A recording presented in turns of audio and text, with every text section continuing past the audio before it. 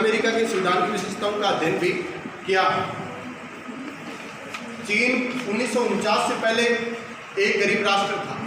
1949 में चीन में साम्यवादी शासन की स्थापना हुई। वहां का राष्ट्रपति माओ से तुंग बना। माओ से तुंग के नेतृत्व में चीन विश्व का एक शक्तिशाली राष्ट्र बना। चीन का ऐतिहासिक महत्व प्राचीन काल में भी रहा है कि फ्रांस का सेनापति नेपोलियन बोनापार्ट ने कहा कि वहां एक दैत्य पड़ा सो रहा है, अगर वह जिस दिन जगेगा पूरी दुनिया को हिला देगा। इस प्रकार एक बड़ा क्षेत्रफल, एक बड़ी आबादी के कारण चीन का विश्व समुदाय में महत्व रहा। 1949 में चीन में साम्यवादी शासन की स्थापना हुई। इस साम्यवादी शासन के अंतर्गत चीन ने अपार विकास किया, जिस कारण से यह महाशक्तियों के मध्य खड़ा हुआ। 1949 के बाद चीन का संविधान कई बार बनाया गया। 1949 में बना, 1975 में बना, 1978 में बना और अंतिम जो संविधान का निर्माण हुआ वो 1982 में हुआ।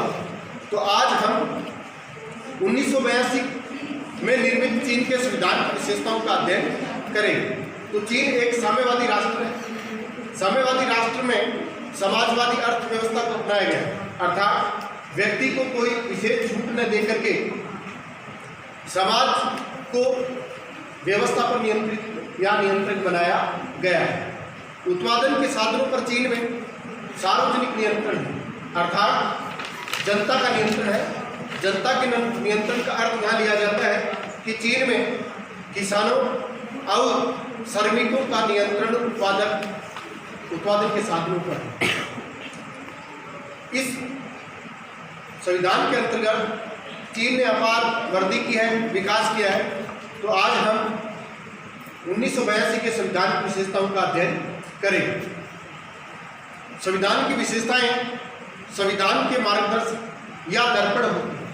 इन विशेषताओं के माध्यम से कि उस देश के संविधान में क्या है उसका अध्ययन अपन कर सकते हैं। तो चीन के संविधान की पहली विशेषता रही है कि संक्षिप्त संविधान।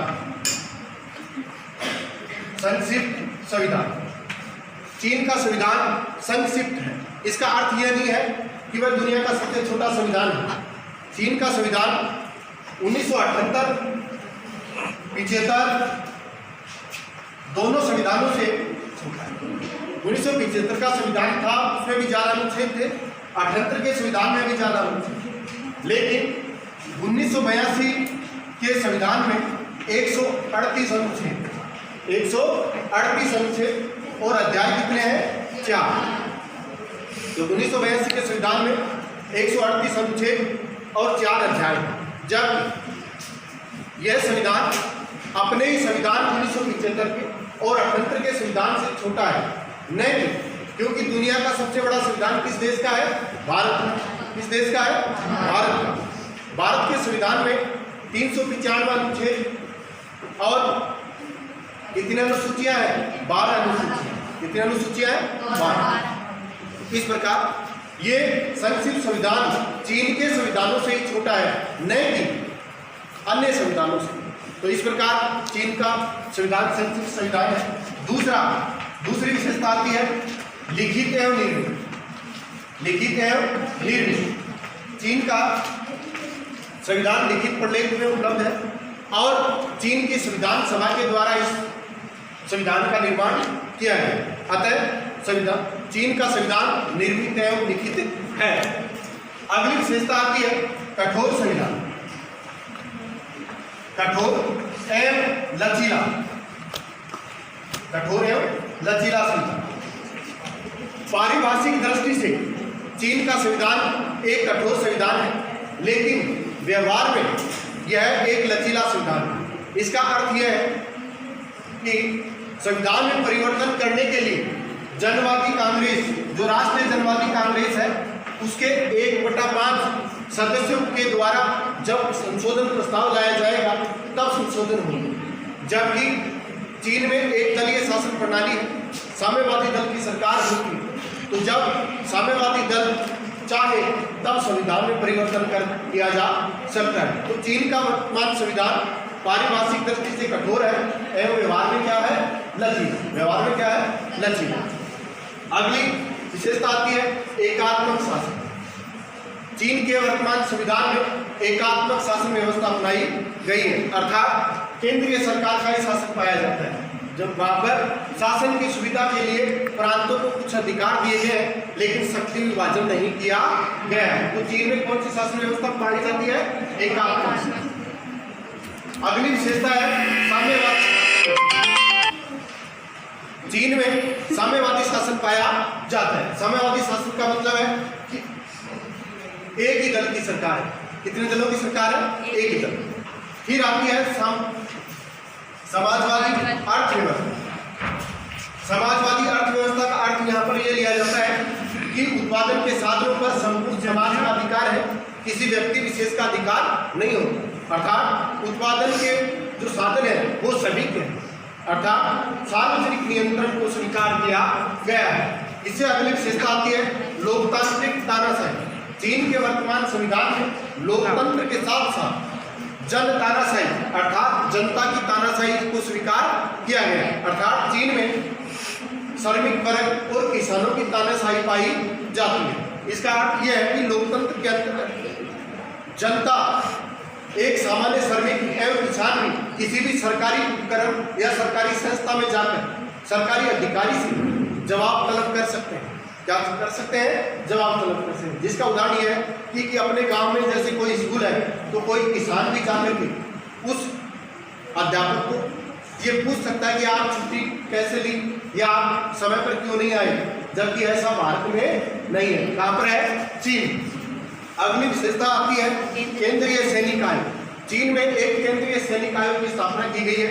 यह केंद्रीय सैनिक आयोग युद्ध की घोषणा, आक्रमण करने की शक्ति आदि रखता है।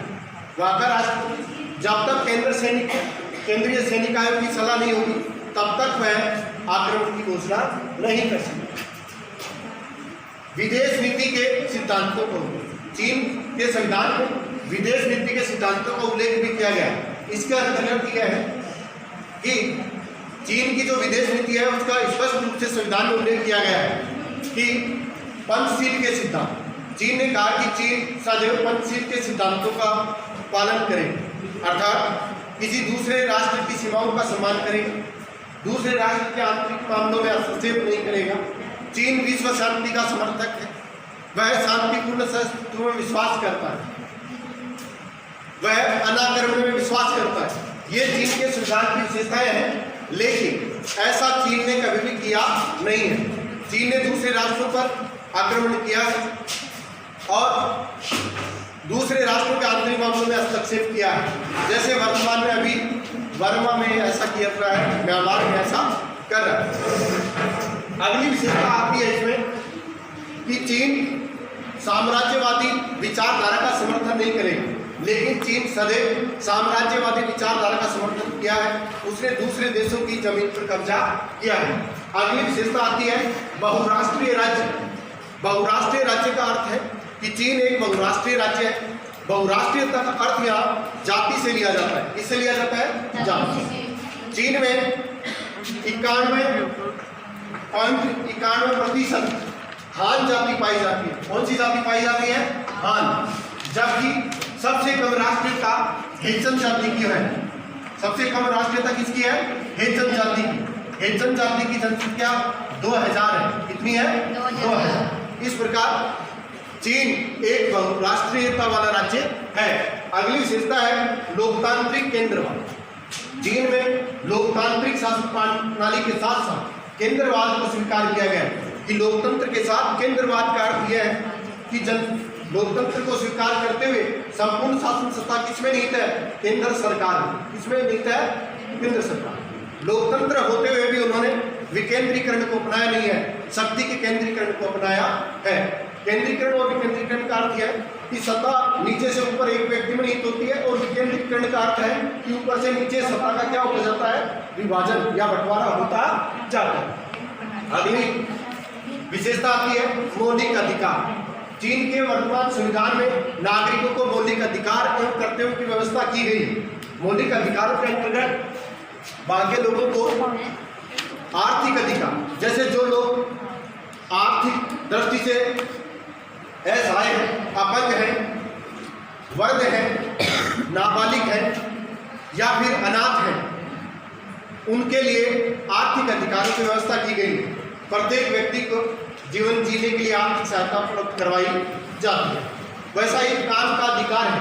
चीन में प्रत्येक व्यक्ति को काम दिया जाएगा, ये वहाँ के संविधान में उल्लेख है। पारिवारिक अधिकार भी चीन में है कि प्रत्येक व्यक्ति का परिवार बनाने का अधिकार है, परिवार के संरक्षण का अधिकार है।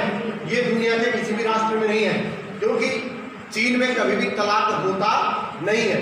अगर तलाक होगा तो चीन में विवाह स्थल जहाँ भी हुआ विवाह हुआ, विवाह करवाने वाला पंडित, विवाह करवाने वाली संस्था, सभी को दोषी ठहराया जाता है, सजा के भागीदार होते। इस प्रकार परिवार बनाने का अधिकार भी चीन में है। इसके अलावा प्रत्येक व्यक्ति के लिए कुछ कर्तव्य भी तय किए गए हैं जो प्रत्येक नागरिक को तय करने पड़ते हैं। वहाँ के नागरिकों को विचार, अभिव्यक्ति, भाषण का अधिकार, हड़ताल करने का अधिकार भी प्रदान किया गया है, लेकिन हड़ताल कर नहीं सकते, क्योंकि ये जो संविधान में लिखा हुआ है वो सिर्फ एक कागजी घोषणा पत्र है, व्यवहार में ऐसा लागू वहाँ पर नहीं है। अगले इसमें राजनीतिक अधिकार भी प्राप्त है नागरिक कि वो चुनाव लड़ सकते हैं, वोट डाल सकते हैं। सांस्कृतिक अधिकार के अंतर्गत प्रत्येक व्यक्ति अपनी कला संस्कृति को बनाए रख सकता है। विदेश नीति के सिद्धांतों को लाभ लेख के अंतर्गत उसने अनेक बातें बताई है कि चीन विश्व में कहीं भी चीनी प्रवासी है तो उनके अधिकारों की रक्षा कौन करेगा? चीन। अर्थात दुनिया के किसी भी देश में अगर चीन का व्यक्ति रह रहा है तो उसकी संपत्ति और उसके जीवन की रक्षा कौन करेगा? चीन करेगा।